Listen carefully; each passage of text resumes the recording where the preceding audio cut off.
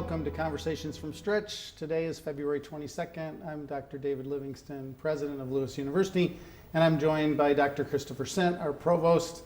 I do want to just a few things. It's amazing to me, to be honest, that we are almost halfway through the semester. I realize that because we're coming up on wrapping up registration for the second 8 weeks. So for some of our graduate students, some of our adult accelerated students, they're getting ready to switch classes, which is just amazing to me because that means the year is almost 3/4 over. We did have Jet's birthday since we've last seen you. We took last week off. Here's some video clip of Jet's birthday. What a great, and I really want to say again another shout out to our district attorney Jim Glasgow. He made funding possible. He's doing that around the area to bring in support dogs and some dogs for certain communities that are, for other things, drug dogs and other things. But Jet is just a support dog, and we're so grateful for everybody involved that is made Jet now a fixture of the community. We heard about it yesterday, which is another thing. Yesterday during our community hour, we had the Student Senate General Assembly, which Chris and I were happy to be able to attend. An event that they do to allow any student from the community and give an opportunity for the senators to talk to a whole range of people from throughout campus. So people from the police and safety area, people from housing, people from Sodexo. Everybody's there so that whatever questions they have, and the students had great questions yesterday. I really felt good about the kinds of questions that they had and the way that our team, the whole community of professionals that try to support our students responded to that. We also had a meeting of our Community Partner Advisory Board, which is a set of professionals from around the community who work in different professions, oftentimes social service agencies and schools that come in and really talk to us about kind of what do we need to do to prepare our students better, and then how can we partner with them. We also had a bystander intervention to stop training to stop Islamophobic and xenophobic harassment on campus. This is something that we've been continuing to work on as a community. Certainly many of you have seen issues in the news. It's not hard to find that kind of set of issues in the news, but at Lewis we work hard to be a sanctified zone, a place where people feel respected regardless of their background, their beliefs, etc. And this was just one more opportunity for us to learn from professionals about how we can do that better. I am looking forward to tomorrow night. We have the nursing white coat ceremony. Going to be a busy night tomorrow night for me. Joan and I are then going to go to the play. Chris and I were just talking about the play. So Exit Strategy is playing over in the theater. There is also an art show up. So if you want to tomorrow night, go to a play, go see some art. And I'm going to be talking a little bit about, a little later, about all the activities that are on campus. We also have an IWE graduation at the St. Augustine campus up in Uptown. And then Saturday night I'll be attending, I won't be able to attend the IWE graduation because I'm going to the Laugh to Create Awareness event, which raises funds for mental health programming on campus. It's at the Beverly's Arts Center in Chicago on Saturday night. It's a very fun event. If you like good comedy, I feel like all of us are getting more and more used to. They have these now comedy specials that I think many of us, I don't know, some people do this. I do it sometimes when I'm like, I only have 20 minutes and I don't want to watch a whole show, but you can turn on a comedy special. But there's some great comedians who are, our alumni have helped to raise, well over $100,000 for mental health on campus, and we're really excited about that event happening again. So lots going on. Chris, we have some acknowledgments of all kinds of other stuff, and it was a great day yesterday, our powerful day to be with all of the students at the Senate General Assembly and listen to them talk about their experience at Lewis, and I did have a chance to go over to those other two events briefly, and bystander training event went on for a bit, and really powerful, useful, important work. I'm so glad that we were able to host that. And just a reminder, we'll announce it again in lots of different ways, but the connected workshop on intersections of anti-Semitism and white supremacy has been rescheduled till Community Hour on March 6th. So look for an email about that event coming out for some added support around those issues. So some news. All 16 of Lewis University's education programs were recently reauthorized by the Illinois State Board of Education. Nearly all Lewis University education programs were designated as exemplary, which is the highest status in the Illinois Educator Preparations Profile. The profile shows the evaluations of education programs by their ability to recruit and train effective educators. And it considers a program's candidate selection and completion, knowledge and skills for teaching, performance as classroom teachers, and contribution to other state priorities for teachers. And it's not a surprise that our teacher education programs are reauthorized by the state, of course, but to reach that highest level of distinction, also probably not a surprise, but it's really notable, and such an important part of our LaSallian history and tradition to be a place that is connected to really, really high quality teacher education, as well as supporting our community through the training of teachers that go out and make huge impacts on people's lives. Congratulations to Dr. Pam Taylor, chair of the Graduate Nursing Department, who co-authored the article Students' Perceptions on the Effectiveness of a Computer-Delivered Alcohol Intervention, published in the Journal of Drug Education, Substance Abuse Research and Prevention. Dr. Taylor and her co-authors studied computer-delivered alcohol interventions since they are commonly used by colleges to reduce hazardous drinking on campus by providing education about alcohol's effects on the brain and on behavior. Dr. Taylor and her collaborators also identified the influence of gender, culture, parents, and family on alcohol use behavior. Really important work, and that's the type of research that really benefits us here at Lewis and the staff here that support our students. So we're really grateful that we have wonderful professors doing work in that area. Congratulations to Professor of Music, Dr. Mike McFerrin, who recently was the featured guest composer at Butler University's 22nd Annual Electronic Music Fest. The concert included two of McFerrin's original electroacoustic compositions, Canatilla, Stretching Toward the Sky for Claves, and Computer was performed by Butler student percussionists Ella Saylor and Mr. McFerrin. The concert concluded with the world premiere of McFerrin's 2020 work, Transition and Apotheosis. This composition is also the title track on the upcoming Society of Composers, Inc. album, slated to be released this April by Nirvana Records. So congratulations for that wonderful work and great accomplishment. A few events to mark. You mentioned a couple of these already. Our first play of the semester is halfway through its run, Exit Strategy by Ike Holter. We'll have performances over the weekend, tonight, Friday night, and matinees and evening performances on the weekend days at the Philip Lynch Theater. Exit Strategy explores the state of public schools in Chicago and more broadly the country. And I did see it last weekend. I found it really powerful, moving play with just really excellent work by our student actors and everybody, all of our student collaborators who make those plays so wonderful. In celebration of the 100th exhibit of the Brent and Jean Wadsworth Family Gallery, artwork by Lewis University alumni is currently on display. The exhibit is free and available to the public and open daily from 9 a.m. to 9 p.m. through March 22nd on Lewis's Romeoville campus. The Alumni Art and Design Invitational features 26 artists and over 60 works of art, including paintings, drawings, photography, sculpture, digital work, and mixed media.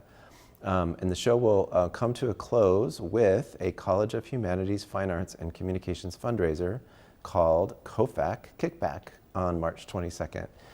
So for more information, there'll be lots of more information available, but you can also contact Natalie Swain at her email address, who is our gallery leader. So I've never put on a show before, an art show, as a Artist. person or as a person who runs a gallery, but it sounds really hard. Yes, it does. You have to You have to have the relationship with the artist. There's all kinds of installation, construction work that goes on for every one of those shows. You have to manage all the events around it that we just talked about for this one show. So doing 100 of them sounds like a lot of hours of work. Just on that point, Chris, every time I walk into that building, because of those two things, so I love that you pointed out 100 shows is a ton, and then if you go to the theater and you look up on that wall, if you notice those words, sometimes you don't even know what is that, but it's actually every play that's been performed. So we have a long-standing tradition of contributing to the community in terms of fine arts for kind of Will County and the southwest suburbs. And I think this is just one more example of that. Absolutely. And one more thing, the third annual Brother Bernard Rapp Lecture on Faith and Science will take place on April 8th, 3:30 p.m. in AS 158A, and will feature Dr. Christiana Zenner, whose presentation is called Fresh Waters, Science, Values, and the Role of Theology. Dr. Zenner is an associate professor of theology, science, and ethics at Fordham University. So those are some events. I just want to, before you start with the more events that are more for this week, the athletics this is just the time of year when athletics is over the top. It's just seasons are ending, spring seasons are beginning. There's so much going on. So, I couldn't agree with you more. And I feel this way in every part of campus. I feel like usually January is fine. Then you start getting into February and it's just so intense. And that's great. It's what I love about a university, a kind of context. But to your point, athletically, socially, artistically, if you want to learn something intellectually, like we just talked about with that lecture, there's just so much going on. So a few things. So today, we have a sustainability club, decorate your tote bags, art club painting party, 2:30 to 4.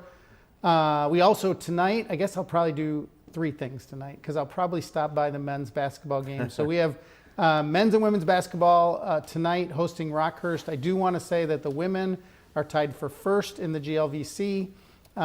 They are having an amazing season, and I look forward to, as Chris just said, the end of the winter sports season is going to be awesome around here. We just have a lot of exciting things from men's and women's basketball, as well as men's volleyball. And the swimmers are headed to nationals this month as well. So lots going on. A couple days from now, so we have the Girls Crate with Technology going on over the weekend. We also have men's lacrosse is hosting Thomas More. It's hard to believe that the spring sports are starting. That's what really creates this intensity. And then we also have women's basketball and men's basketball hosting William Jewell on Saturday. Sunday we have Mass on campus as always. The Cyber Defense Club next week from 12 to 2 on the 26th is meeting, and then a painting with the Psych Club also on the 26th from 12 to 1 in De La Salle 250. Mike, making your shamrock pillows. Very exciting. So I can't believe that, my mother-in-law told me that she had stopped and gotten a shamrock shake at McDonald's because they're back around. Not that I'm doing a plug for McDonald's, but I'm just saying it's hard to believe that we're back into that season. St. Patrick's Day is just around the corner. So there's just a lot of stuff going on, as you can see on here. If it is your first election, there is an event going on the 27th next week, next Tuesday, that'll help you understand kind of how to prepare for being an election. I will say that the most challenging thing when I started voting was I did watch the news then, so I knew a little bit about the president and maybe the senator that was up for election, but the local elections, you just don't know about judges, voting for judges and all that stuff. So they'll help you understand what what it means to be a voter and how to get prepared for going into the booth, so to speak. So we're excited to have our guest with us, Chris. I'm really looking forward to this conversation today. Fascinating, but I'll let you introduce our guest and then we can have a conversation. All right, I'm really excited to do that. And before I do that, let me just remind you that we have the askus@lewisu.edu email address at the bottom of the screen. And you can use that as we're talking with our guests live to bring in questions into the conversation.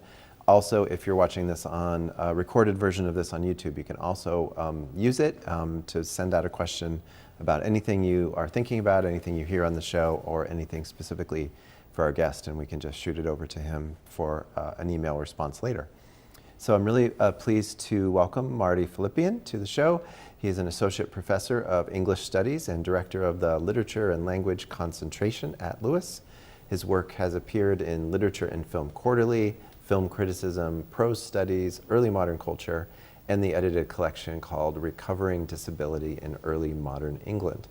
And now he is the co-editor of a new volume of essays called Inclusive Shakespeares, Identity, Pedagogy, and Performance.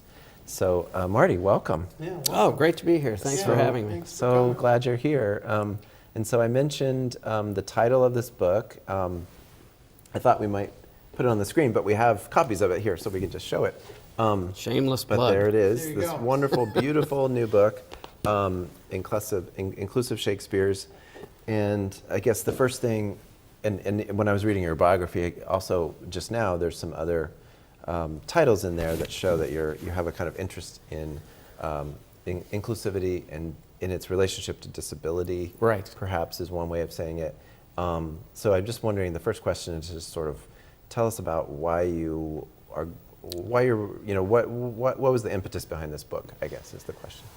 That's the question, isn't it? It began as a couple of conversations that I had with some peers and scholars in the field many years ago, actually, probably 2010. And I'm going to mention David Wood, who's a major figure in Shakespeare and disability studies. He has an essay in this book that's absolutely fantastic. He'll be blushing if he sees this, but he telephoned me in 2010. My wife and I were it was a tough time for us. We were living in California, and I was teaching at a small liberal arts college in Northern California. And we have two boys, and they had just recently been diagnosed with autism. Well, we didn't know anything about autism. I'd seen Rain Man, but that's not really an accurate representation of autism. And so we just dropped everything and started reading everything we could get our hands on. So I was just scraping together conference papers just to keep the career going. But really, we were just, there were piles of books in the you were living becoming room. an expert in autism Trying, instead of we didn't Shakespeare. really know what was happening to our family. So when David called, as we talked with some regularity over the years, he said, "Hey, listen, I know you all are trying to understand the complexities of disability and autism in particular, but if you get a chance, and I'll send you stuff," and he did, he sent a bunch of stuff via mail and inbox, "you need to look at some of the work people are doing that bridges disability and Shakespeare studies." And I was sort of vaguely aware of it, having been at the SAA, which is the Shakespeare Association of America conference, and reading here and there, but it wasn't a really big area of research yet. Yeah.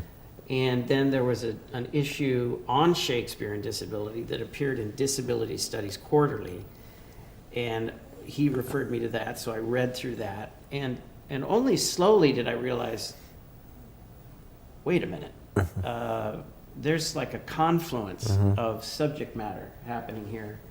And in a strange way, I could recognize vaguely at first that it was very helpful to me to think about how my professional training could integrate with my family concerns. That was kind of a strange phenomenon in some ways. And so it grew from there, and I had that essay appear in a book David edited with another colleague, Allison Hobgood, who's also wonderful. And then just a couple years later, I was supposed to be on a panel at the SAA in New Orleans with another disability studies scholar who has autism. And I had read all her stuff. I was very excited.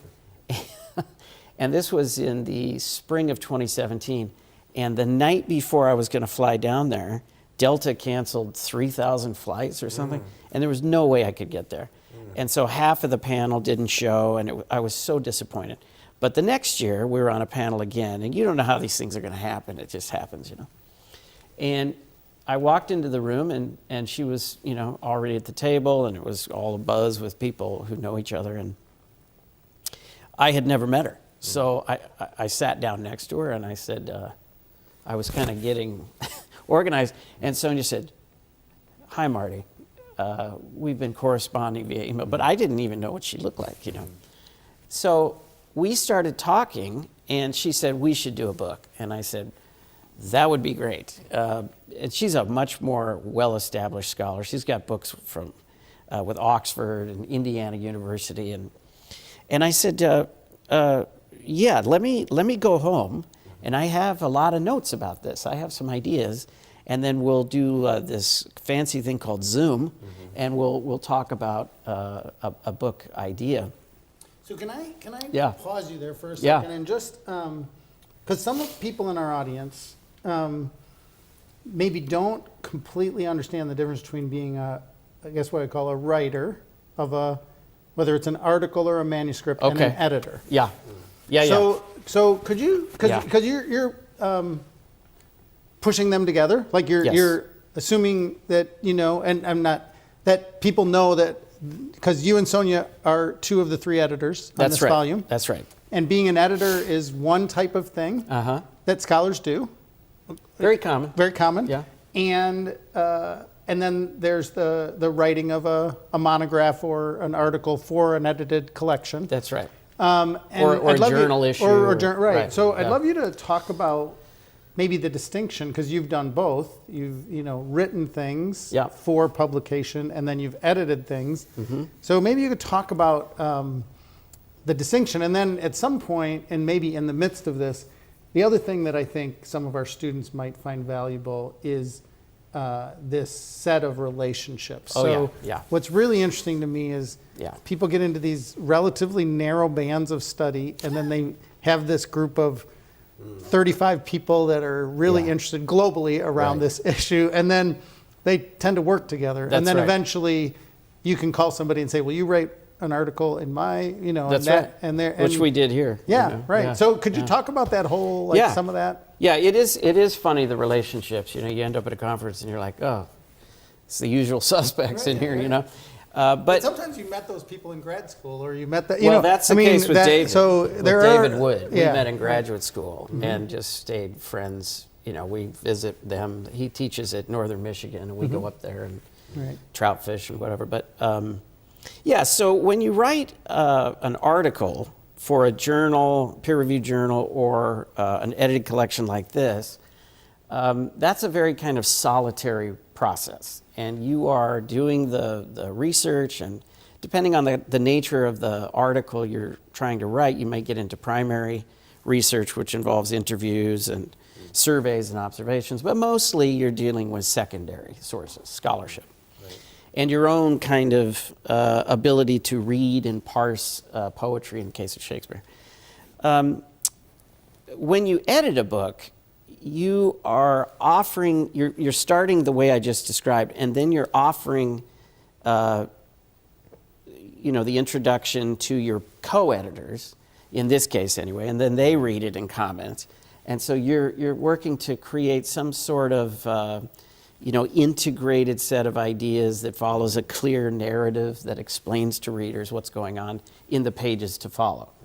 And then meanwhile, you're receiving other people's solitary work, and then you're providing feedback in a way that, I like to think of it this way, you are trying to really hone in on what works, and then be very articulate and very clear in your textual emendations about what could be changed and why.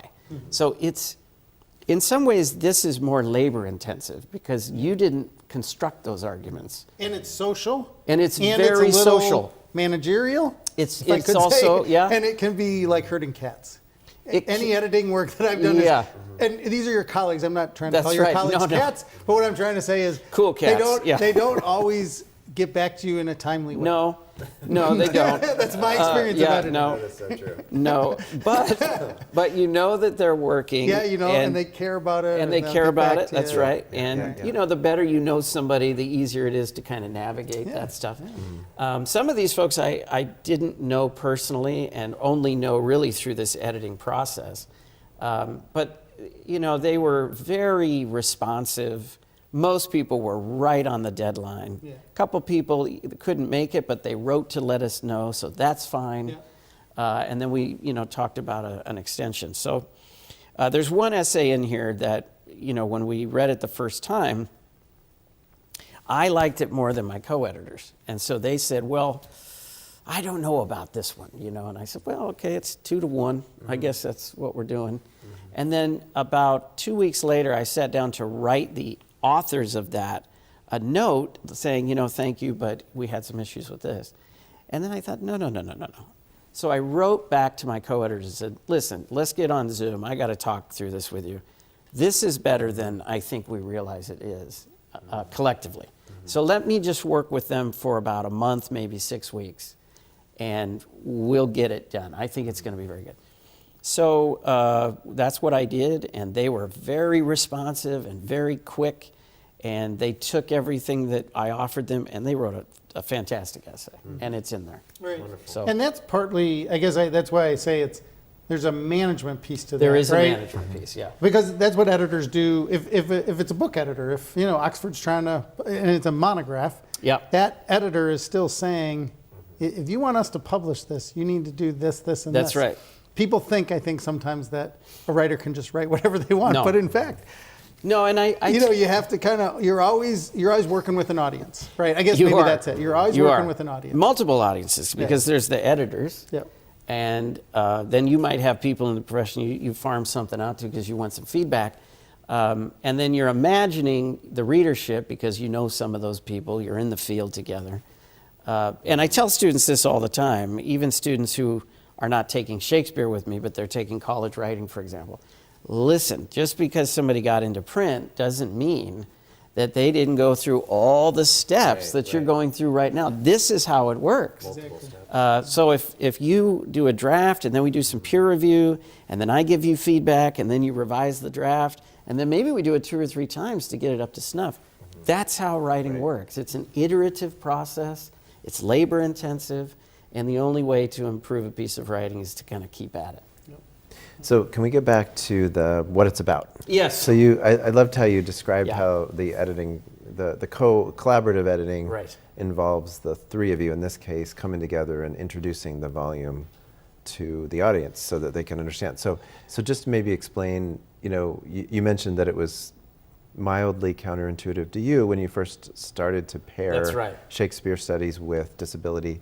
So tell us a little bit about, but obviously it's reached a point where this major publisher is recognizing that this is an important combination of ideas. So can you just kind of maybe explain those connections a little bit to us? Yeah, so what you're referring to is the fact that the introduction is kind of broken up into 3 distinct pieces. Mm-hmm. So normally what you have is, co-editors coming together and they write essentially with a unified voice, we, or they refer to each other as, John had this to say, mm-hmm. or, Carol had this experience, or whatever the case is. And we thought, no, that's not right. That's philosophically, there's something wrong with that for this particular collection, because this is about including people as they are. Mm-hmm. And so somehow we have to structurally figure out a way to prioritize the uniqueness of individual voices in the volume. And yes, there are individual essays, and those are written by individual voices, but we felt the intro should do the same. So Sonia wrote her section, then she gave it to me, and then I wrote my section, then I gave it to Justin, and he wrote his. And even when we were thinking of who would be co-editors, Sonia and I knew that we would, because she more or less spoke from the disability studies perspective as a woman with autism.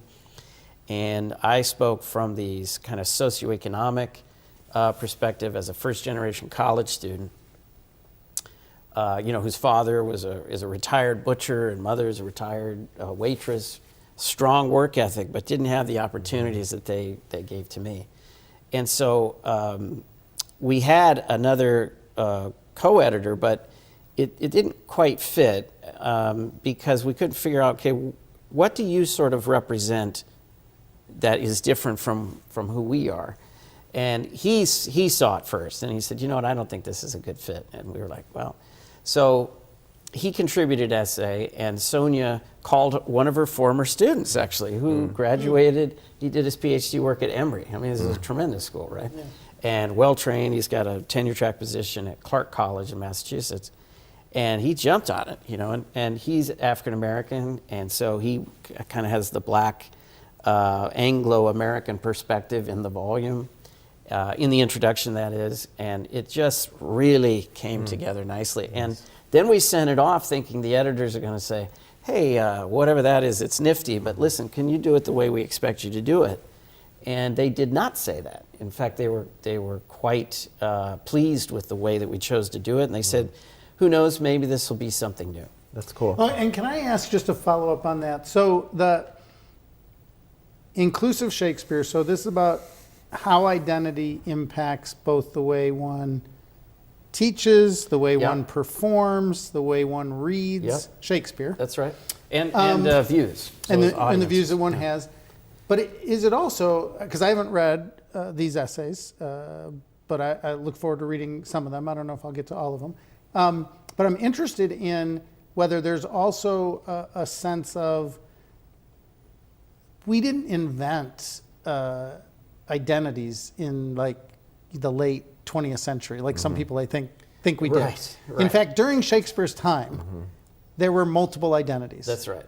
And I assume that comes out in this, right? That Shakespeare's world was filled with people who came from different perspectives, and therefore, as you read it in, the first quarter of the 21st century, you're reading something that actually connects to you in a way that you may not think it does. That's right. It's quite surprising for a lot of students.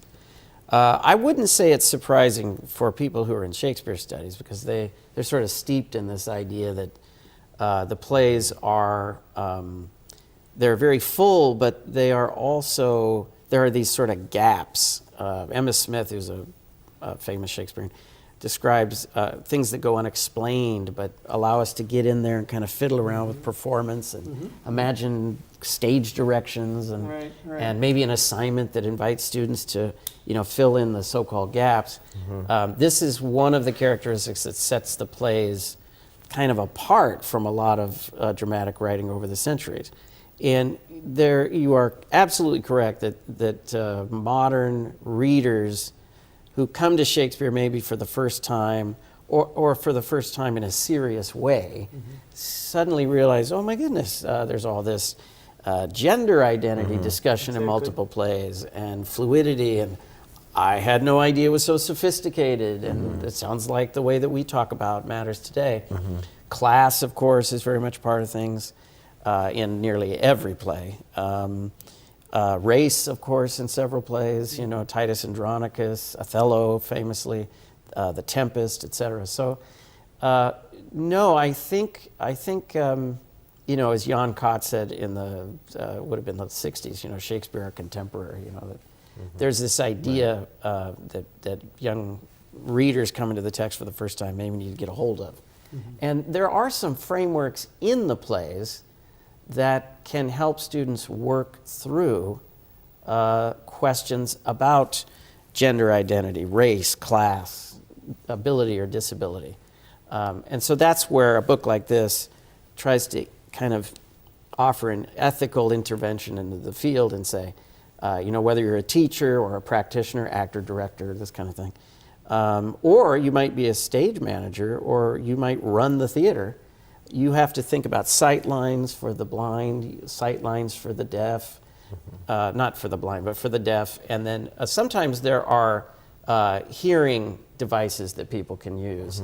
One of my good friends from college is blind, and he used to love to go to the movies. And I would sit next to him, and he would say, hey, what's going on? And I would tell him. And I learned a lot from those experiences about how you can bridge these kinds of sensory gaps that we sort of imagine if it happened to us, life would not be as rich or full or something, and this gets at the issue of community. So as Sonia says, real inclusion is very difficult. It may be impossible, but that's all the more reason to try. And that the most effective inclusion happens in relationship, in community. And I discovered that years ago, and that really helped me. It prepared me to think about my own children and the book and the scholarship we're doing today. That's Yeah, great. that's great. So could you give an example from the book of a particular play or a particular angle into Shakespeare that illustrates what we're talking about? Yeah. So the first essay in the volume they all do a great job of this, but if you don't have a lot of time, Jill Bradbury's essay is wonderful in that she is a deaf Shakespeare studies scholar, and she writes about the way in which in theaters increasingly you have signage and signing for deaf audience members. But what often happens is the people who manage the theater don't think about where that support is positioned in terms of sightlines. And they just think, well, you put it up there and they'll figure it out. Well, no, that's not inclusion.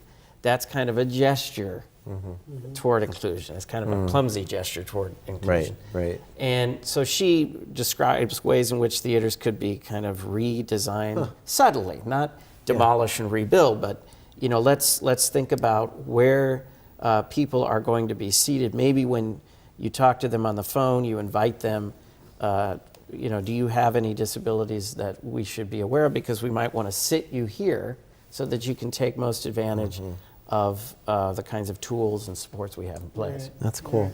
Yeah, and it's not something most people think about. Another great essay has to do with translation, and this comes from our neck of the woods, actually, in Modesto, and California, that is. And this For those Midwesterners. yeah, for those Midwesterners. That's right. It's the John, do we have a map we can It's put the on there? Kankakee of that's right. It's the Kankakee of California, if I may translate. Good Thank old you for the translation. good old Motown. Yeah, so we the Kankakee. That's exactly right. So he is a Shakespeare scholar, and he got involved in community theater. And the community there is bilingual. It's a massive bilingual community, Spanish and English. And he thought, well, I'm going to be working with these directors, and they're bilingual. What if we did the play Richard II as Ricardo Dos, basically, right? Right. And we intersperse English and Spanish throughout. Of course, it changes the meter and rhyme and that sort of thing. Yeah. And that's a play with just beautiful, beautiful language. But it got lots of people to come in, and actually they ended up, and this is one of the most amazing parts of this to me, and it speaks to community and relationships as part of inclusion. Actors were learning Spanish, off stage in their off hours so they could sound better for native speakers. Sure. And then some of them continue with their language That's great. classes. So, the whole project of inclusivity, broadly speaking, is transformative. It is. But people have to see some examples. Hopefully the book offers many of those, and think about how that might manifest in their own lives. Yeah, that's great. I have another whole topic, and I know Sure. we're just about to run out of Yeah, time, and I just feel like I 3 can't. minutes. We have a Shakespeare scholar here, and it's a great opportunity to ask this question that some people watching might want to know. I myself am an English professor. I'm not a Shakespeare scholar, but all of us have to teach Shakespeare all the time in this profession, so I have my own thoughts. But I just want to know, people might wonder, and you've answered the question in a lot of great ways because of this book. Yeah. But what's so great about Shakespeare? What's so special about Shakespeare that we're all reading this guy who wrote in the 16th and 17th century, and gazillion other people have written plays before and since then? I knew you were going to ask that because that's the question that always gets asked. I'll be on an airplane, and somebody says, "Hey, what do you do?" And I teach Shakespeare. Oh, let me ask you this question. It always comes up. Why does my son have to take Shakespeare in college? Yeah, or they'll say, "Oh, I'll watch my grammar," and then okay, that's got nothing to do with this. But thank you. So, great question. It is. In many ways, it's a bigger question now than in recent decades because there are lots of folks who are saying, well, maybe we should make decisions about who gets into the syllabus and who's read. And absolutely. Maybe he's had his day. And, here's this white European guy. Maybe we need people who more represent the cosmopolitan nature of, the country or whatever it might be. And that's a wonderful question, if not critique. So I would say the answer is that, as I've said just a few minutes ago, the plays are so full of ideas and concepts, whether it's philosophical, theological, political, gender theory, as we were saying, or what today we call gender theory. But also they are noticeably kind of undecided. And that leaves room for us to say, well, where do I land on this issue? Here's Twelfth Night, 1601, right? The last of the kind of comedies. And then he slips into a strange version of comedy, which gets very complicated. But is Shakespeare saying, or is the play, let's say, saying that same-sex attraction is good, okay? Is there even a commentary on this? What am I seeing exactly? And the play offers no answer. It just stages questions very well, and then we as readers or viewers are left to debate where we might come down on the issue, how we might answer it.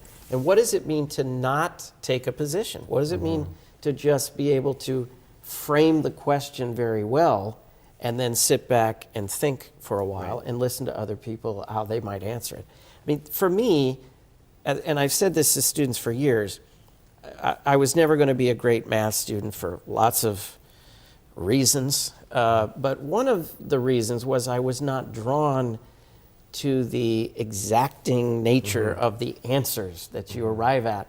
I just didn't find it engaging. Now, is it elegant? It's absolutely elegant. It's beautiful in its own way. I appreciate that. But in the end, you get a fairly clear answer, and I just wasn't drawn to that. But Shakespeare offered a way for me to really understand debates, points of conflict, and then I got to come away and think about my own responses to this. Yeah.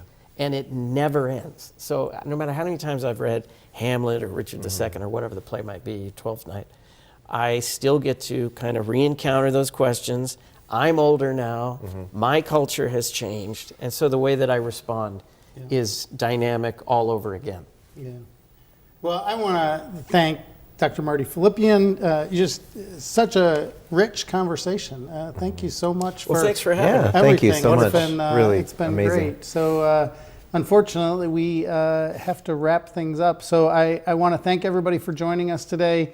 I love the scope of what our shows are able to offer, from really an intense investigation into the scholarship that our faculty are doing, to how our student athletes are doing, to what's going on in the broader world and connections that we have to our partners in society. And we do all those different things in different shows, as well as what's going on campus. So thank you for joining us.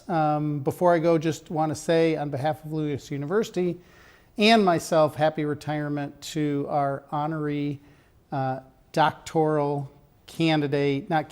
We offered Tom Skilling, who spent, 40 or 50 years informing me about the weather, because I grew up in the Chicagoland area and watched Channel 9 my entire life. but Tom Skilling is retiring. He has an honorary doctorate from Lewis University, and we are so proud of you, Tom. So grateful for all that you've done for us over the years. And I speak on behalf of all Chicagoland and especially for Lewis University, because you've been there for us when you've been able to raise money for our most vulnerable students at Signum Fidei. So, Tom, congratulations. Have a wonderful retirement. We hope to see you on campus soon. Have a great day, everybody. Many blessings to you and all those you love.